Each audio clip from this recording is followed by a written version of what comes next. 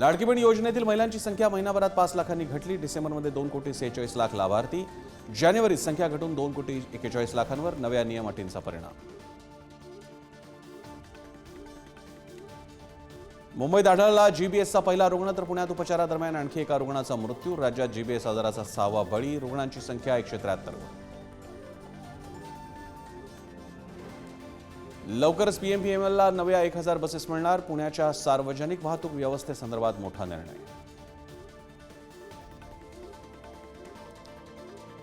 शिंदेंच्या शिवसेनेकडून ऑपरेशन टायगरला वेग, उद्धव ठाकरेंचे 6 खासदार, काही आमदार आणि पदाधिकारी उपमुख्यमंत्री शिंदेंच्या संपर्कात असल्याची चर्चा।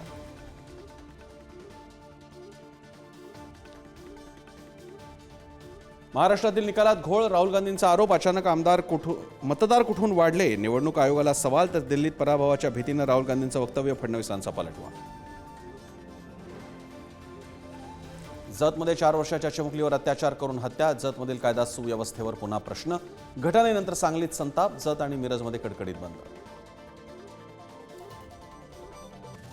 नाशिकमध्ये शेतकऱ्यांच्या खात्यातून पीएम किसान योजनेचे पैसे गायब, योजनेची फेक लिंक ओपन केल्यानंतर मोबाईल हॅक, शेतकऱ्यांची पोलिसांकडे तक्रार।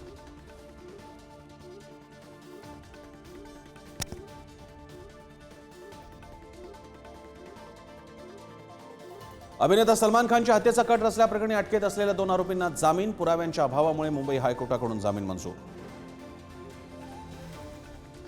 सिंधुदुर्गच्या कुडाळमध्ये पर्यटकाला हातपाय बांधून बेदम मारहाण, चहात माशी पडल्यानं पर्यटक आणि हॉटेल मालकामध्ये वाद, मारहाण करणाऱ्या हॉटेल मालकासह 6 जणांविरोधात गुन्हा दाखल।